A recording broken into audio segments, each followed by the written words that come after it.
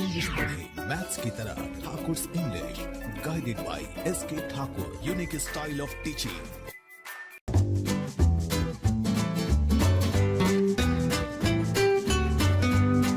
Hello everybody, good morning my dear students. आज इस class में हम लोग कुछ एग्जाम्पल्स पे डिस्कशन करेंगे।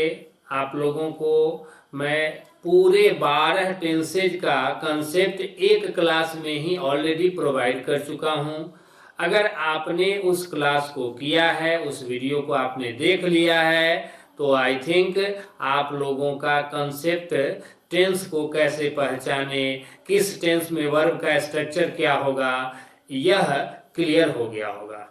ठीक है, तो उस क्लास में मैंने सारे टेंसेज यानी पूरे 12 टेंसेज का कंसेप्ट मैंने दिया था, और किसी भी टेंस को पहचानने में किसी भी स्टूडेंट को दिक्कत नहीं होगी अगर स्टूडेंट शुरू से अंत तक उस क्लास को सीरियसली किया होगा। तो आप अगर उस क्लास में यानी ऊपर में ही लिखा हुआ मिलेगा all tenses in one class.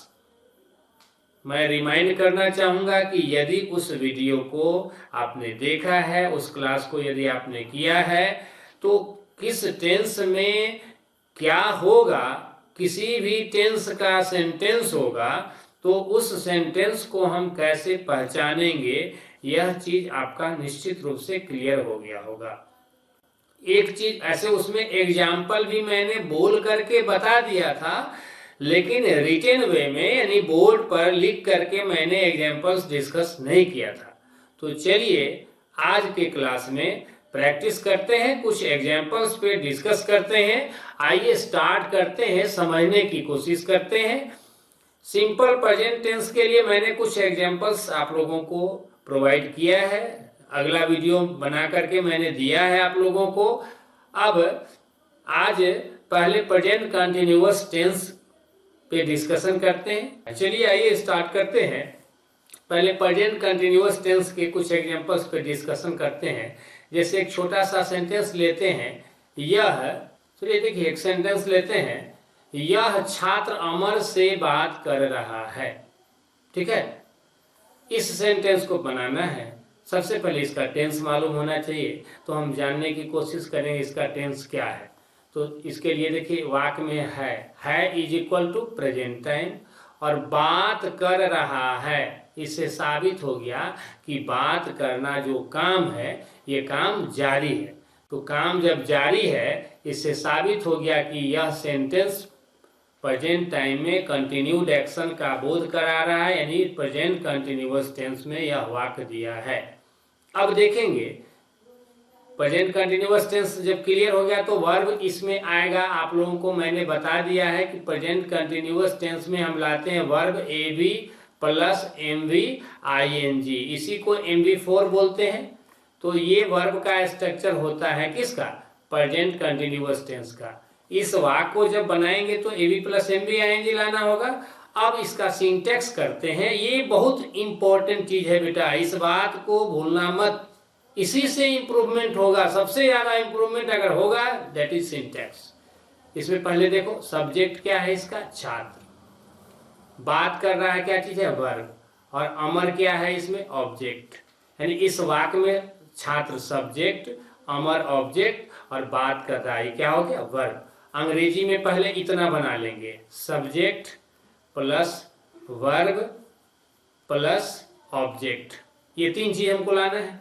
सबसे पहले देखो यहाँ सब्जेक्ट लाना है, सब्जेक्ट छात्र है, इसका अंग्रेजी यहाँ लिखेंगे स्टूडेंट, यहाँ सब्जेक्ट लिख देंगे स्टूडेंट। ठीक है, सब्जेक्ट के बाद अब हमें लाना है वर्ब। तो वर्ब टेंस के अनुसार आएगा, इसका टेंस हमने डिसाइड किया है प्रेजेंट कंटिन्यूअस है, तो प्रेजेंट कंटिन्यूअस के अनुसार यहाँ हमें लाना है AB प्लस MV ING लाना है। ठीक है, अब AB प्लस MV ING लाना है तो AB am is are में से लाएंगे। यहाँ छात्र जो सब्जेक्ट है ये है थर्ड पर्सन और सिंगुलर नंबर है। ठीक है, तो थर्ड पर्सन सिंगुलर के अनुसार यहाँ AB लाएंगे, AB यहाँ थर्ड पर्सन सिंगुलर में आएगा इज। अब लाना है MV ING। बात करना के लिए अंग्रेजी लिखना है तो TAL KING टॉकिंग, यहाँ हमने लिख दिया student is talking, subject verb आ गया।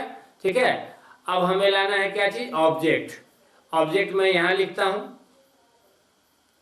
देखिए ऑब्जेक्ट अमर के लिए, यहाँ अमर ऑब्जेक्ट है तो अमर के लिए मैं यहाँ लिख देता हूं AMAR, अमर मैंने ऑब्जेक्ट लिख दिया। यहाँ student is talking Amar, subject verb object आ गया। अब इस वाक्य को पढ़ के देखेंगे इसमें और कोई चीज छुटा हुआ है या पूरा बन गया। तो देखेंगे छात्र से पहले यहाँ दिया है यह, अब समझेंगे कि यहाँ यह क्यों आया। तो ये यह आया छात्र को सूचित करने आया। डेट मीन्स क्या है, ये डिटरमाइनर है। तो यहाँ ये डिटरमाइनर है तो स्टूडेंट से पहले हमें डिटरमाइनर लाना होगा। ओके, अब ये किसको सूचित कर रहा है, छात्र को। छात्र कितना है, एक मीन्स सिंगुलर, सिंगुलर के लिए लाते हैं दिस और दैट। ओके, अब दिस दैट में से लाना है। तो यह छात्र अमर से बात कर रहा है। इस वाक्य को पढ़ने से लग रहा है कि छात्र जो व्यक्ति है वो नजदीक है। जब नजदीक का बोध होता है तो वहां पे हम सिंगुलर में नजदीक के लिए दिस लाते हैं, दूर रहने पर दैट लाते हैं। तो यहाँ हम अब डिटरमाइनर यानी यह के लिए अंग्रेजी में सुटेबल वर्ड हम यहाँ क्या लिख देंगे, this student is talking Amar, one बन गया सेंटेंस। अब एक चीज देखेंगे, यहाँ अमर के बाद लिखा हुआ है से, तो अब इसको समझो कि व्हाट इज से इन द गिवन सेंटेंस। तो से जो है ये है प्रीपोजिशन। से क्या मैंने बताया, प्रीपोजिशन। ये क्यों आया है, अमर से संबंध बताने। तो जब ये प्रीपोजिशन हिंदी के वाक्य में जब अमर से संबंध बताने प्रीपोजिशन आया है तो अंग्रेजी में भी प्रीपोजिशन लाना होगा। तो अंग्रेजी में अब यहाँ अमर से पहले हमें प्रीपोजिशन चाहिए। अब बेटा ध्यान दीजिएगा, आप लोग बचपन में पढ़े होंगे और मैंने भी पढ़ा है, मुझे भी पढ़ाया गया था, रटवाया गया था, आप लोग भी रटे होंगे। ON ऑन, ऑन मीन्स पर, IN इन मीन्स में, FROM फ्रॉम मीन्स से। इस तरह की पढ़ाई आई थिंक आप पढ़े होंगे जरूर, यह चीज आपके माइंड में होगा। देखो बेटा, अगर आपके माइंड में ये चीज इंस्टॉल है फ्रॉम मीन्स से, तो यहाँ दिया है यह छात्र अमर से बात कर रहा है, इसमें से प्रीपोजिशन लिखा हुआ है। अब देखिए ध्यान से देखते रहिए, मैं अभी आप लोगों को ट्रांसलेशन बता रहा हूं और आपके दिमाग में बैठा है कि जनरल कंपटीशन में ट्रांसलेशन नहीं आता है। यहाँ पर आपके माइंड में गलत कंसेप्ट है बेटा, यहाँ सोच गंदी है आपकी। मैं अभी दिखाता हूँ जादू, चमत्कार मैं दिखाता हूँ, ध्यान से सुनिए, देखिए।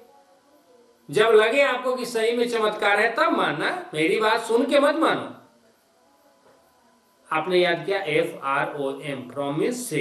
तो अब देखो यहाँ से के लिए हम अमर से पहले प्रीपोजिशन यहाँ चाहिए, तो यहाँ मैंने प्रीपोजिशन लिख दिया अमर से पहले। से के लिए यहाँ मैं लिख रहा हूं FROM फ्रॉम।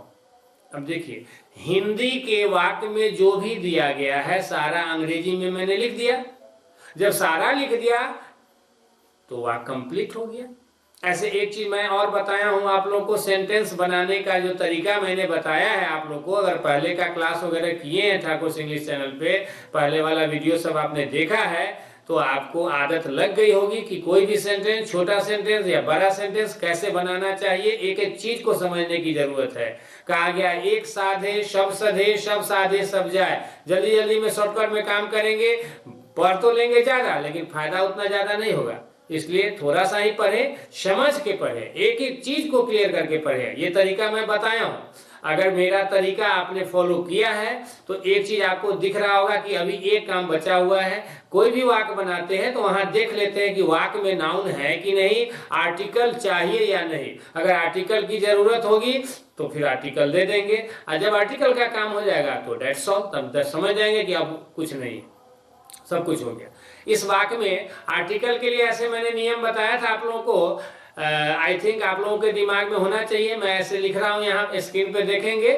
नाउन चाहिए आर्टिकल के लिए, और उसके लिए मैंने बताया था सिंगुलर, कॉमन, काउंटेबल नाउन शुरू में खोजेंगे आप। अगर ऐसा नाउन मिलेगा तो आर्टिकल दे देंगे। यहाँ छात्र जो है एक है, सिंगुलर है। छात्र जाति है, कॉमन है। छात्र को गिनते हैं, ये काउंटेबल है, नाउन तो है। तो ये सिंगुलर कॉमन काउंटेबल नाउन तो है। और जब ये सिंगुलर कॉमन काउंटेबल नाउन है दैट मींस इसको आर्टिकल चाहिए। तो अब यहाँ अंग्रेजी में स्टूडेंट से पहले हम आर्टिकल लगाना चाहेंगे ए, लेकिन जैसे ही आर्टिकल ए लगाएंगे तो सेंटेंस गलत हो जाएगा। क्यों होगा गलत?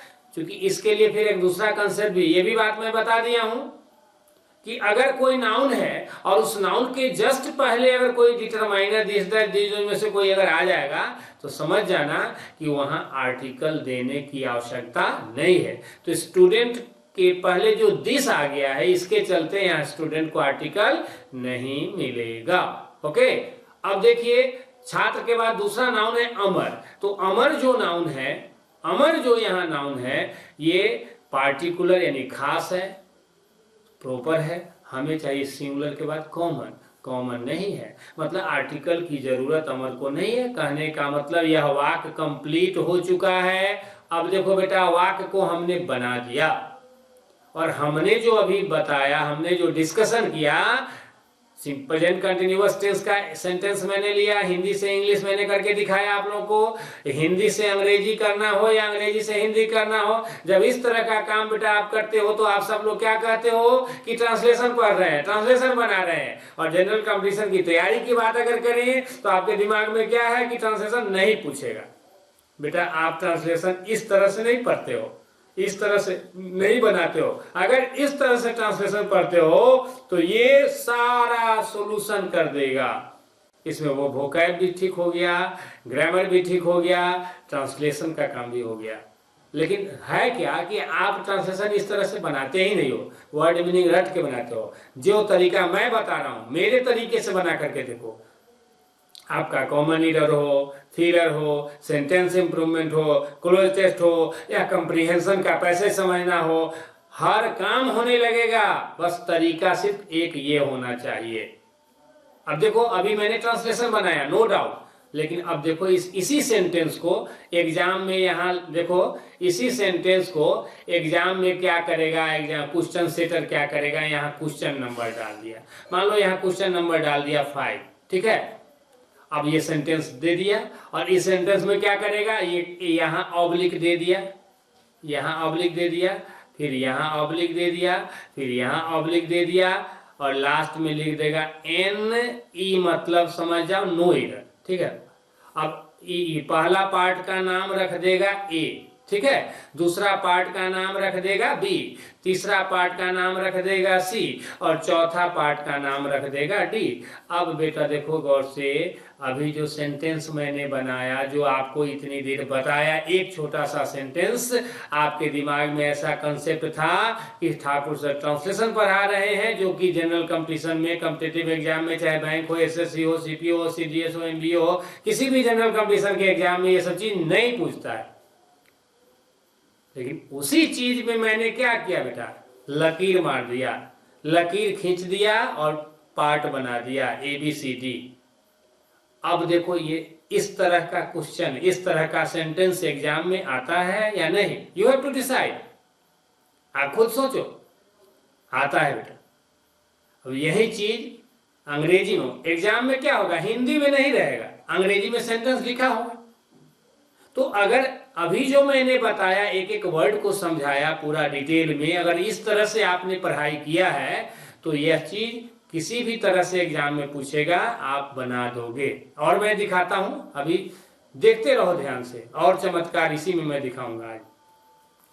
This student is talking from our, जो सेंटेंस मैंने लिखा है अभी, अगर यही चीज एग्जाम में पूछ देगा तो एग्जाम में आप इसका आंसर क्या देंगे। इस क्वेश्चन का रियल में आंसर है C। क्यों है C? क्योंकि मैंने एक चीज जो इसमें लिखा है वो गलत लिखा है, और यही गलत लिख करके कॉमन एरर जो पूछा जाता है कॉम्पिटिटिव एग्जाम में, उसमें क्या करता है एग्जाम में, कोई सेंटेंस लिख देगा और उसमें किसी एक जगह गलती कर देगा जानबूझ करके, कि बच्चा इस गलती को पकड़ पाता है कि नहीं। वही काम मैंने किया, क्वेश्चन सेटर का काम मैंने किया। मैंने सेंटेंस लिख दिया, this student is talking from Amar, मैंने लिख दिया, और लिखने के बाद मैंने यहाँ जो मैंने लिखा है इसमें फ्रॉम जो मैंने लिख दिया, जानबूझकर लिख दिया, क्योंकि ये फ्रॉम जो है यही है गलत। इस क्वेश्चन का राइट आंसर ऑप्शन C होगा, अगर यही कॉम्पिटिटिव एग्जाम में पूछेगा तो। अब ये बात कैसे पता चलेगा आपको, तो इसके लिए ये बात कैसे आपको पता चलेगा, ये मालूम होना चाहिए। तो इसके लिए ध्यान देंगे बेटा, इसके लिए आपको पता होना चाहिए इसके लिए TALK, टॉक, ये वर्ब है। टॉक क्या है? वर्ब। और टॉक के साथ प्रीपोजिशन क्या आता है? टू। तो जिस स्टूडेंट को पता होगा talk to somebody, talk to someone, वह स्टूडेंट जब इस सेंटेंस को पढ़ेगा तो समझ जाएगा कि this student is talking from Amar. In this sentence the preposition from is not suitable, from is wrong here, that's why the answer of this question is C. मुझे लगता है कि बेटा यह बात आप लोग निश्चित रूप से समझ गए होंगे। इस सेंटेंस में सब कुछ मैंने बताया। चलिए एक और सेंटेंस डिस्कस करते हैं, लेकिन उसको डिस्कस करने से पहले बेटा एक चीज मैं और यहां बताना चाहूंगा कि जो कंसेप्ट मैंने अभी आप लोगों को दिया है, जैसे मान लीजिए यहां क्वेश्चन नंबर 1 में अगर लिख दे SANJAY, Sanjay is talking ...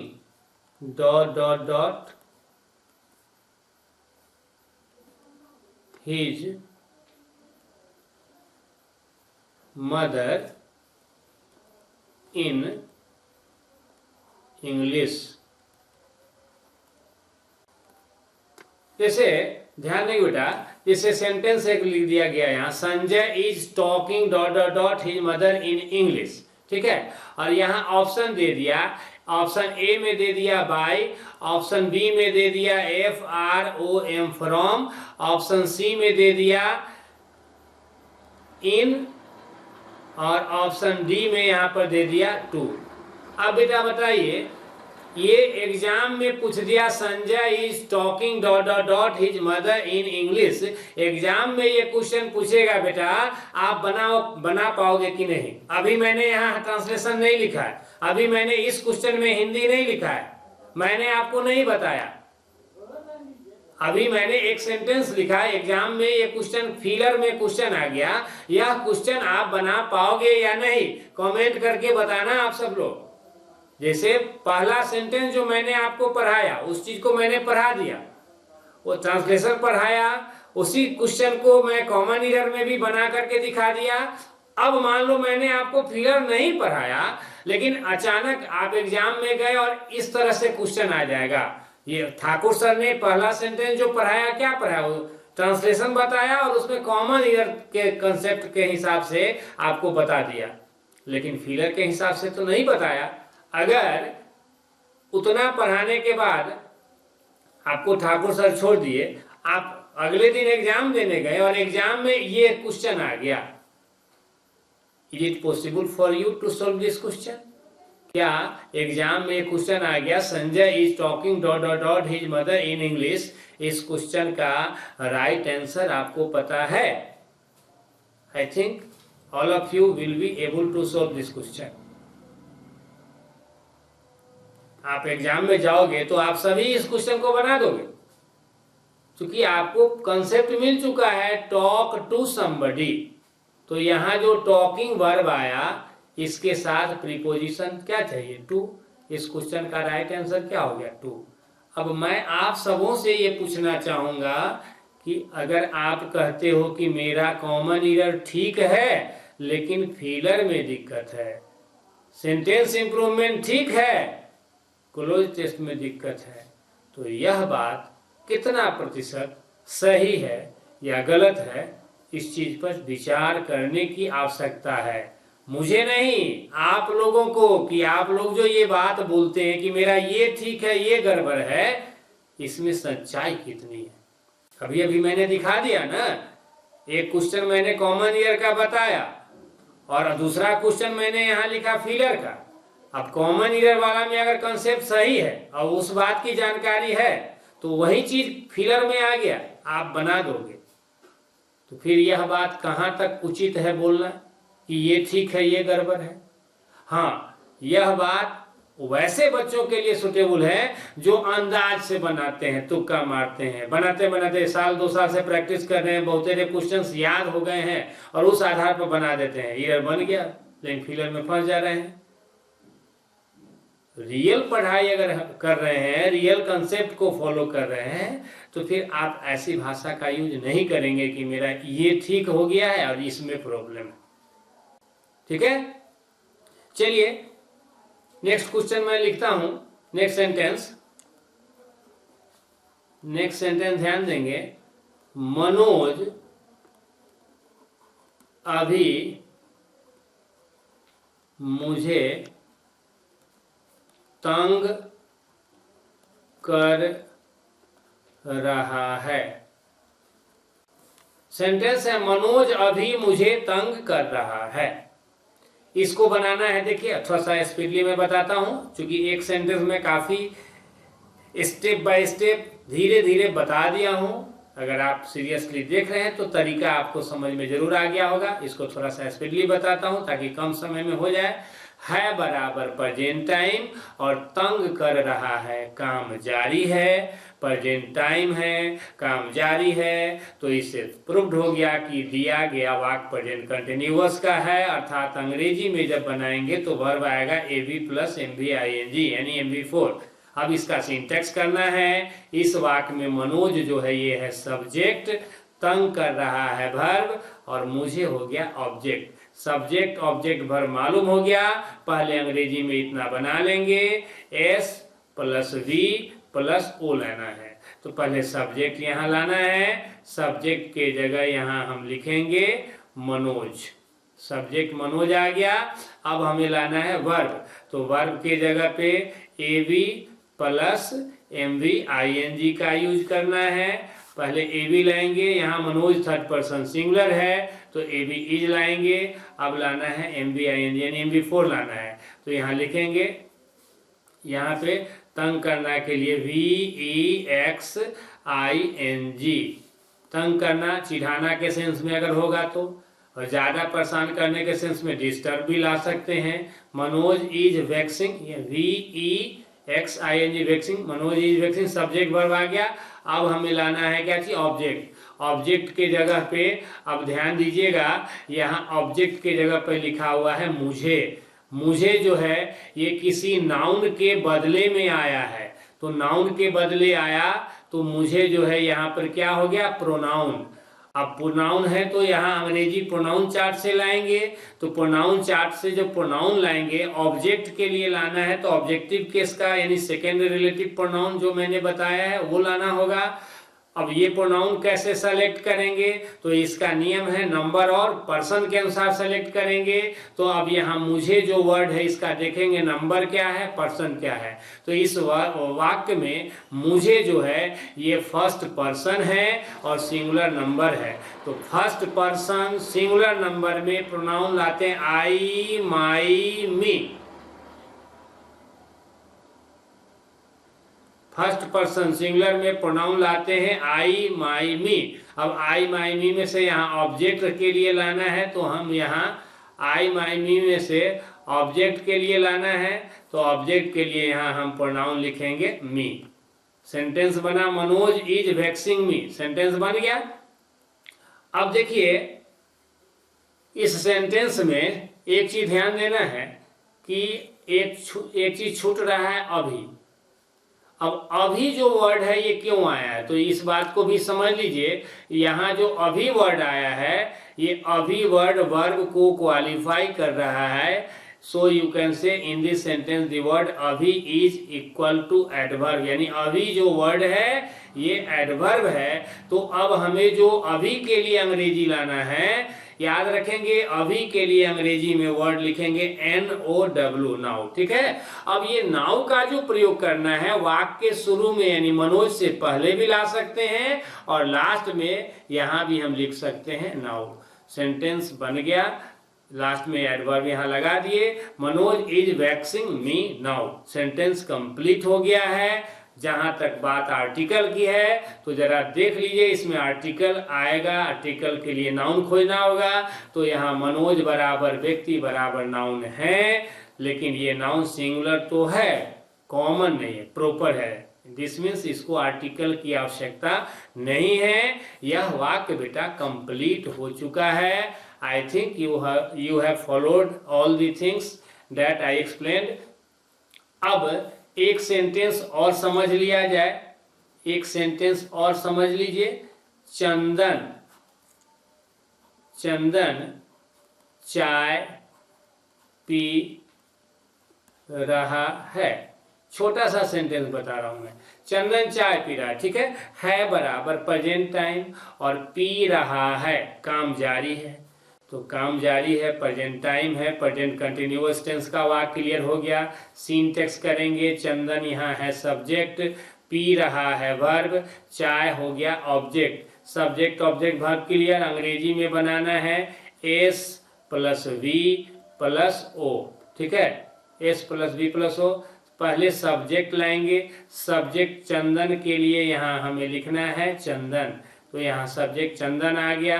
verb लाना है A B plus M V I N G, इसी को MV4 बोलते हैं। ए बी लाएंगे, ए बी के जगह थर्ड पर्सन सिंगुलर में यहाँ इज लगा देंगे। MV4 यानी MV-ING लाना है। तो इसके लिए मैं एक चीज बताना चाहूंगा बेटा, यहाँ मैं लिखता हूँ पीना। ध्यान देंगे, पीना जो वर्ड है, इस पीना के लिए याद रखेंगे TAKE, टेक का यूज करते हैं, ठीक है। इसी पीना के लिए DRINK, ड्रिंक का यूज करते हैं, ठीक। टेक लाते हैं और ड्रिंक भी लाते हैं। किसी चीज को कंटिन्यूअसली अगर पीते हैं तो उस स्थिति में हम ड्रिंक यूज करेंगे, और अगर रुक रुक करके आराम से रुक करके जब पीते हैं तो वहाँ टेक यूज करते हैं। तो प्रश्न ये है कि यहाँ जो वर्ड पीना शब्द दिया है, क्या इसको कंटिन्यूअसली पीता है कोई? चाय गर्म चीज है, इसको पीने की अगर बात होगी तो इसके लिए हर हाल में हम ड्रिंक नहीं बल्कि क्या लाएंगे? टेक लाएंगे, ठीक है। तो यहाँ लिखेंगे taking, Chandan is taking, subject verb आ गया। ऑब्जेक्ट लाना है, ऑब्जेक्ट चाय के लिए यहाँ लिख देंगे T, Chandan is taking tea. ये सेंटेंस बन चुका है। अब आर्टिकल के लिए एक बार देख लीजिए नाउन है कि नहीं। तो इस वाक्य में एक नाउन है चंदन और दूसरा नाउन क्या है? चाय। दोनों नाउन है, चंदन नाउन है और चाय भी नाउन है। दोनों को देखना होगा कि दोनों में से किसी को आर्टिकल चाहिए या नहीं। तो देखिए चंदन जो नाउन है, आर्टिकल के लिए मैंने अभी आप लोगों को बताया है कि आर्टिकल के लिए हमेशा याद रखिएगा, देखिएगा सिंगुलर, कॉमन, काउंटेबल नाउन चाहिए। आर्टिकल के लिए नाउन कैसा देखेंगे बेटा? Singular, common, countable. शुरू में मैं बता रहा हूँ, फिर आगे मैं बताऊंगा और इसका कॉन्सेप्ट डेवलप करेगा। अभी शुरुआत का चीज मैं बेसिक बता रहा हूँ, ठीक है। तो सिंगुलर, कॉमन, काउंटेबल नाउन। तो चंदन जो है सिंगुलर तो है लेकिन कॉमन नहीं मिला। दिस मीन्स चंदन को आर्टिकल की आवश्यकता नहीं है। दूसरा नाउन है चाय, चाय जो है सिंगुलर है, कॉमन भी है, काउंटेबल नहीं है, तो इसे भी आर्टिकल की आवश्यकता नहीं है। तो इससे साबित हो गया कि दोनों में से किसी भी नाउन को इस वाक्य में आर्टिकल की आवश्यकता नहीं है। दिस मीन्स यह सेंटेंस कंप्लीट हो चुका है। चंदन इज टेकिंग टी, ये वाक्य कंप्लीट हो गया, इसमें कहीं कोई दिक्कत नहीं है बेटा। ये जो कंसेप्ट मैंने यहाँ दिया है कि पीना शब्द के लिए ड्रिंक लाते हैं और टेक भी लाते हैं। याद रखें, किसी चीज को लगातार कंटिन्यूअसली अगर पीने की बात हो रही है तो उस सेंस में हम ड्रिंक यूज करेंगे। अगर रुक रुक करके आराम से पीना है तो वहाँ क्या यूज करेंगे? टेक यूज करेंगे। और इसके लिए एक वर्ड मैं और बता दे रहा हूँ, HAVE, हैव वर्ड का भी यूज कर सकते हैं आप। हैव वर्ड, हैव का मतलब भी आप पीना के लिए, हैव का तो ऐसे बहुतों मीनिंग निकलेगा, मैं बताऊंगा और भी जगह यूज होगा इसका। तो पीना शब्द के लिए हैव का भी यूज किया जा सकता है, आप कर सकते हैं। तो अगर हैव का यूज करना है, ड्रिंक तो खैर यहाँ नहीं लाएंगे क्योंकि चाय की बात है, या तो टेक लाएंगे नहीं तो हैव लाएंगे। टेक लाएंगे तो यहाँ टेकिंग हो गया, नहीं तो दूसरा सॉल्यूशन है कि चंदन इज और टेकिंग की जगह यहाँ आप लिख सकते हैं HAVING, Chandan is having T. तो इसको दूसरे तरह से ऐसे भी लिख सकते हैं, चंदन इज हैविंग टी। दोनों में से किसी भी तरह से बनाएंगे सेंटेंस सही होगा। तो आई थिंक अभी जो मैंने बताया ज़्यादा मैंने सेंटेंसेज नहीं बताया, यानी नंबर ऑफ सेंटेंसेज जो है ज़्यादा नहीं है, लेकिन जो क्वालिटी है, क्वांटिटी है, आई थिंक आप अगर सीरियसली क्लास को कर रहे हैं तो ये चीज़ तो आप ज़रूर महसूस करेंगे कि क्वांटिटी और क्वांटिटी कम है लेकिन क्वालिटी जो है ज़्यादा है, ऐसा निश्चित रूप से आपको लगना चाहिए। क्योंकि मैं एक एक चीज़ को समझाने की कोशिश कर रहा हूँ। फिर अगला वीडियो में आप लोगों को अगले टेंस का एग्जाम्पल प्रोवाइड करूंगा। और लास्टली मैं फिर याद दिलाना चाहूँगा कि कोई भी क्लास में लेता हूँ, क्लास में जो भी मैं पढ़ाता हूँ, उसमें जो भी पढ़ाता हूँ अगर कहीं कोई कन्फ्यूजन है तो आप कमेंट में उस बात को मेंशन करें, ताकि मैं प्रयास करूंगा कि अगले किसी क्लास में मैं आपकी जो समस्या है उसका समाधान करूं। आज प्रेजेंट कंटिन्यूअस टेंस में मैंने अभी कुछ एग्जांपल्स को बताया है और आप लोगों से नेक्स्ट क्वेश्चन है मेरा, अगर आपने उस क्लास को कर लिया है जिसमें मैं सारे टेंसेज को एक क्लास में ही पढ़ाया हूं, अगर आपने उस क्लास को किया है तो आई थिंक इस जो क्वेश्चन मैं अभी करने जा रहा हूं उसका आंसर आपके पास होगा। आप लोग आज इस क्लास के कमेंट में, आज के क्लास के कमेंट में आप 2 क्वेश्चंस का आंसर सेंड करेंगे। पहला क्वेश्चन मेरा आप लोगों से है कि प्रेजेंट परफेक्ट कंटिन्यूअस टेंस में वर्ब का स्ट्रक्चर क्या होता है। What is the verbal structure in the present perfect continuous tense. Okay, और दूसरा क्वेश्चन है फ्यूचर परफेक्ट टेंस में वर्ब का स्ट्रक्चर क्या होता है। प्रेजेंट परफेक्ट कंटिन्यूअस टेंस का और फ्यूचर परफेक्ट टेंस का वीएस वर्बल स्ट्रक्चर क्या होता है, यह चीज आप लोग कमेंट में लिख करके भेजेंगे। देखता हूं आप सबों ने, जिन लोगों ने भी all tenses in one class वाला क्लास किया है, वीडियो को देखा है, सबों को याद है या नहीं, देखता हूं मैं। तो आज के लिए, इस क्लास के लिए बस इतना ही। Thank you all for watching this video.